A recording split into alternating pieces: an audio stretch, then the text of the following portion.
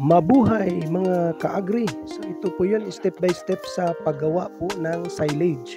So unang-una po, mangulikta po tayo ng Napier grass kasi ito po yung available namin sa aming lugar, ang Napier grass. At pwede po natin gamitin din yung mga corn stalks or rice stalks na pwede natin gawing silage. Or pwede rin yung mga grass po na available po sa ating paligid. Unang-una po talaga mga ka-agri ay pipiliin po natin talaga yung edad po ng pag-harvest natin sa ating Napier. So ito pong na-harvest namin ay nasa 90 days na po ito after transplanting. So pwede na po natin yun ma-harvest. Ang average po na pwede po nating ma-harvest ay nasa 70 to 90 days po. Pwede na po natin ma-harvest po ang ating Napier na gawin po nating silage.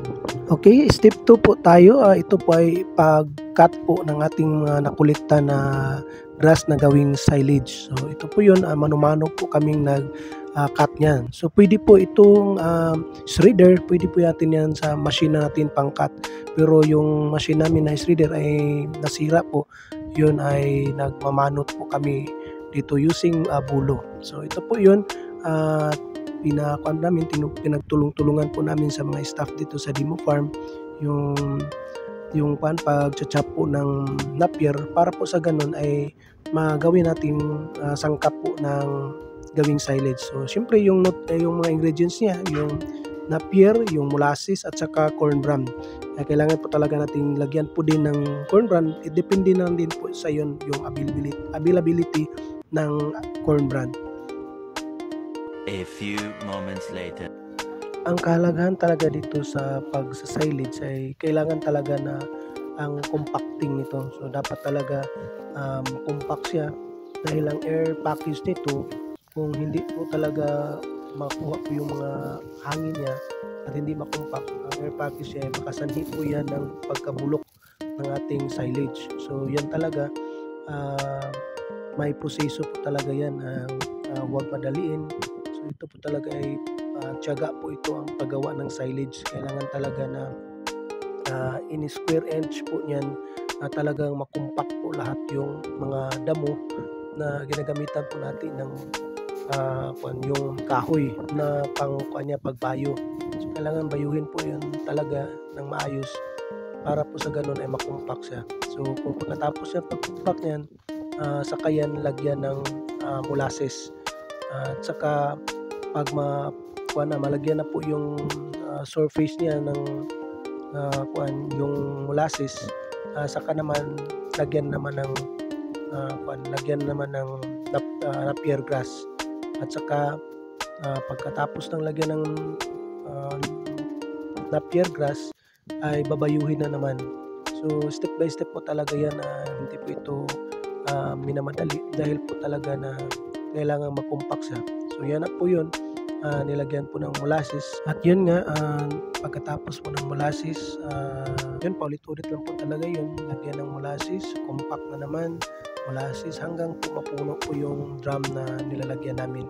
So ito po yun ay nagpasalamat po talaga ako dito sa pagtitraining namin sa ETI Northern Mindanao dahil ito po yung nagawa ko po na sa letter of intent ko na gumawa ako po talaga ng silage making, kasi may demo farm po kami dito, napapakain po namin ito sa aming mga alagang kambing.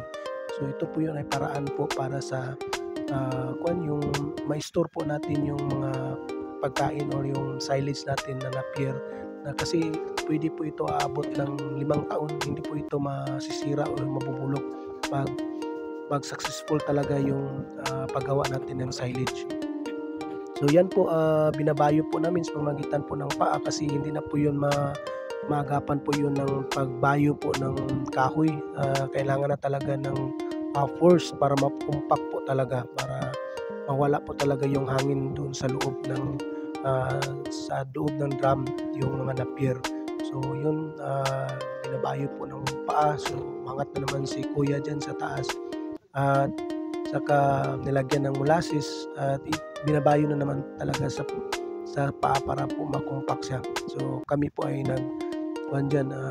nag-alalay lang po para hindi po matumba. So yun, molasses na naman at saka lagyan natin ng napier pagkatapos. Hanggang sa mapuno po ito ay pwede na po ito ding sirahan or lagyan ng takip sa ibabaw, at saka kailangan talagang walang makapasok po na hangin para ma-ferment po yung silage natin na napier. Okay, pagkatapos niyan ay saka lagyan pa ng takip at saka i-seal talaga para walang hangin na makapasok. A few moments later. Ito na mga ka-agri, 30 days na po ito sa ating paggawa ng silage. So ito po ay kukunin na po natin or i-harvest na po natin. So kunin muna natin yung mga takip para po sa ganun tingnan natin kung successful ba yung paggawa natin ng silage or ito ay failure. Pero ang sa pamagitan nito nakikita natin ay okay po yung ating paggawa ng silage. Ito na po yun, nakikita natin na wala po talagang molds na nakita natin. So pag amoy po namin ay parang suka. So ibig sabihin ay success ang ating paggawa ng silage. So itatry natin ito, ipapakain sa ating mga alagang kambing dito sa Demo Farm. So kukuha po kami ng balde, lalagyan po kami dyan para po sa ganun kung ito po ay kakainin ba ng ating alagang kambing dito, dahil ito po ay first time po nila dito na makakain ng ganito na sa technology nito na silage. So tingnan natin kung ito po ay kakainin ng ating mga alagang kambing. So watch out guys. So ito na po yun na kinukuha po ng kasamahan po namin dito sa Demo Farm. So tara na, tingnan na natin.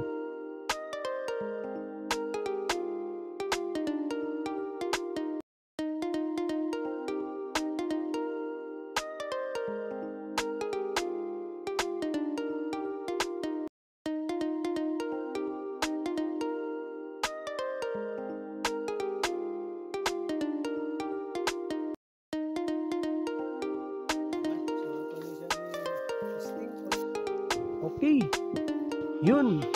Nilagay na po natin dito sa feederer. Kikita nyo po yan, parang hindi pa po nila nasanayan na kakainin nila, dahil yung kinakain po talaga nila yung fresh talaga na damo. So ito po yun ay ferment po. So ito, nakita nyo, yun, kumakain na po yung kambing.